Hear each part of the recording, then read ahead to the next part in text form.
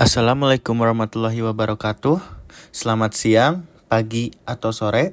Pada kesempatan ini, saya akan memaparkan materi yang saya pelajari selama belajar Pancasila dengan fokus pada tema Pancasila sebagai dasar negara dan sistem etika. Pertama-tama, izinkan saya menjelaskan tentang definisi Pancasila. Pancasila adalah dasar negara Republik Indonesia yang berisi 5 sila sebagai pedoman dalam kehidupan berbangsa dan bernegara. Pancasila berfungsi sebagai filsafat hidup bangsa, sumber dari segala sumber hukum, serta pandangan hidup yang mengatur moral, etika, dan tatanan sosial masyarakat Indonesia. Selanjutnya, Pancasila dalam konteks sejarah perjuangan bangsa. Pancasila lahir dari perjalanan panjang bangsa Indonesia. Nilai-nilai dasarnya berakar pada budaya Nusantara, seperti gotong royong, musyawarah, dan toleransi yang sejak dulu menjaga harmoni masyarakat. Prinsip-prinsip itu diperkuat oleh hukum adat yang menekan keseimbangan dan keadilan. Memasuki masa penjajahan, pengalaman bersama dalam menghadapi penindasan justru membangkitkan semangat persatuan. Kesadaran ini kemudian berkembang melalui organisasi pergerakan nasional seperti Budi Utomo dan Serikat Islam yang menumbuhkan rasa kebangsaan. Puncaknya terjadi pada Sumpah Pemuda 1928 ketika para pemuda menyatakan satu bangsa, satu tanah air, dan satu bahasa. Dari seluruh proses historis, inilah Pancasila terbentuk sebagai cerminan jati diri dan perjuangan bangsa Indonesia. Baik, kita akan beralih kepada proses perumusannya. Pada tahun 1945, sidang BPUPKI menjadi momen krusial dalam merancang dasar negara. Tokoh-tokoh seperti Muhammad Yamin, Soepomo, dan terutama Soekarno menyampaikan gagasan-gagasannya. Pada tanggal 1 Juni 1945, Soekarno memperkenalkan istilah Pancasila. Setelah melalui proses pembahasan dan penyempurnaan, rumusan final Pancasila secara resmi dimasukkan ke dalam pembukaan Undang-Undang 1945 pada 18 Agustus 1945. Sejak saat itu, Pancasila disahkan sebagai dasar negara Republik Indonesia. Sebagai dasar negara, kedudukan Pancasila sangat penting. Pancasila dipandang sebagai stat fundamental norm atau norma fundamental negara yang menjadi sumber dari segala sumber hukum. Artinya, seluruh peraturan perundang-undangan di Indonesia harus merujuk pada nilai Pancasila. Di samping itu, Pancasila juga menjadi dasar filsafat negara serta pedoman dalam penyelenggaraan pemerintahan. Dengan kata lain, apabila terdapat kebijakan yang tidak sejalan dengan nilai-nilai Pancasila, maka arah kebijakan tersebut patut dipertanyakan. Baik, selanjutnya kita akan membahas tentang nilai-nilai Pancasila yang dijabarkan secara konkret dalam berbagai pasal Undang-Undang Dasar 1945. Sebagai contohnya, sila pertama tercermin dalam pasal 28E dan 29 yang menegaskan kebebasan beragama. Sila kedua tampak dalam pasal 27 dan 28A tentang persamaan kedudukan dan hak asasi manusia. Sila ketiga terlihat pada pasal 1 dan 18 yang mengatur bentuk negara serta susunan pemerintahan daerah. Sila keempat tercermin pada dalam pasal 2 dan 22E mengenai prinsip musyawarah dan perwakilan. Sila kelima diwujudkan dalam pasal 23, 33, dan 34 terkait perekonomian dan kesejahteraan sosial. Dengan demikian, Pancasila bukan sekedar jargon, melainkan benar-benar menjadi dasar penyusunan sistem hukum nasional.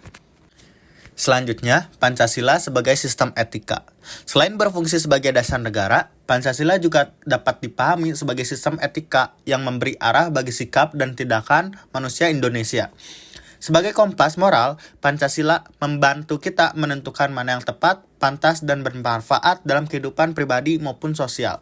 Setiap sila memuat nilai moral yang menuntun warga negara untuk bersikap berkeadaban, mulai dari menghormati keyakinan, menjunjung nilai kemanusiaan, menjaga persatuan, mengutamakan musyawarah dalam berdemokrasi, hingga mewujudkan keadilan bagi semua.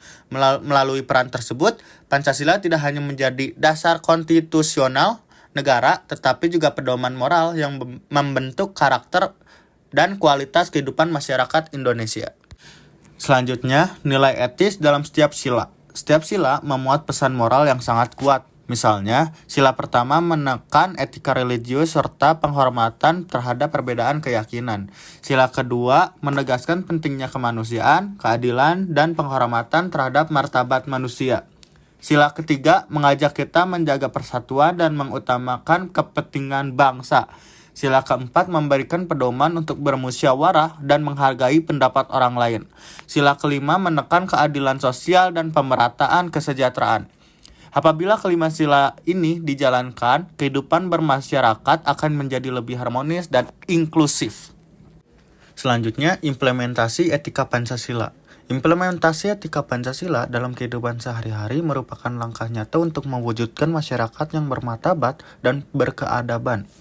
Nilai-nilai Pancasila tidak hanya berhenti sebagai konsep abstrak, tetapi harus tercermin melalui perilaku, sikap, dan pengambilan keputusan dalam berbagai aspek kehidupan. Dalam konteks ini, tindakan sederhana sekalipun dapat menjadi wujud nyata penerapan etika Pancasila. Misalnya menghargai perbedaan suku, agama, ras, dan pendapat, mewujudkan kejujuran dalam setiap aktivitas, serta bersedia menjaga kerukunan dan persatuan di lingkungan sekitar. Selanjutnya, Pancasila di era globalisasi. Memasuki era globalisasi, tantangan kita semakin kompleks. Pengaruh budaya luar, perkembangan teknologi yang sangat cepat, dan arus informasi yang tidak terkendali menuntut kita memiliki pedoman yang sangat kuat. Dalam konteks ini, Pancasila berfungsi sebagai filter moral yang membantu menyaring nilai-nilai eksternal sehingga tidak menghilangkan jati diri bangsa Indonesia. Lebih jauh, Pancasila memperkuat ketahanan ideologi nasional dalam menghadapi radikalisme, polarisasi sosial, serta dinamika dunia digital. Dengan demikian, Pancasila tetap relevan dan penting dalam menghadapi perubahan zaman. Selain itu juga, musyawarah sangat penting untuk dijalankan dalam penyelesaian persoalan, baik dalam keluarga, sekolah, organisasi, maupun masyarakat luas. Musyawarah tidak hanya melahirkan keputusan yang adil, tetapi juga menumbuhkan rasa saling menghormati, keterbukaan. Salah satu praktik paling khas dari nilai Pancasila adalah gotong royong. Kegiatan gotong royong menggambarkan semangat kebersamaan, solidaritas, dan kepedulian terhadap sesama. Melalui gotong royong, masyarakat dapat memperkuat hubungan sosial dalam membangun lingkungan yang harmonis serta produktif. Sebaliknya, terdapat berbagai perilaku yang bertentangan dengan etika Pancasila. Misalnya, korupsi jelas melanggar nilai kejujuran dan keadilan. Intoleransi dan diskriminasi merusak persatuan bangsa serta menimbulkan konflik sosial. Penyebaran hoaks dan ujaran kebencian juga menjadi ancaman serius karena dapat memecah belah masyarakat dan menurunkan kualitas kehidupan demokratis. Implementasi Pancasila pada hakikatnya dimulai dari individu sebagai subjek moral. Keteladanan pribadi dalam bersikap dan bertindak menjadi fondasi bagi terciptanya tatanan sosial yang lebih baik. Dari individu, nilai-nilai tersebut menyebar ke lingkungan keluarga sebagai unit sosial terkecil, kemudian ke sekolah, masyarakat, dunia kerja, hingga lembaga negara. Ketika seluruh elemen berbangsa berkomitmen untuk menjalankan etika Pancasila secara konsisten, mereka terwujud kehidupan berbangsa yang rukun, berkeadilan, dan berorientasi pada kemanusiaan.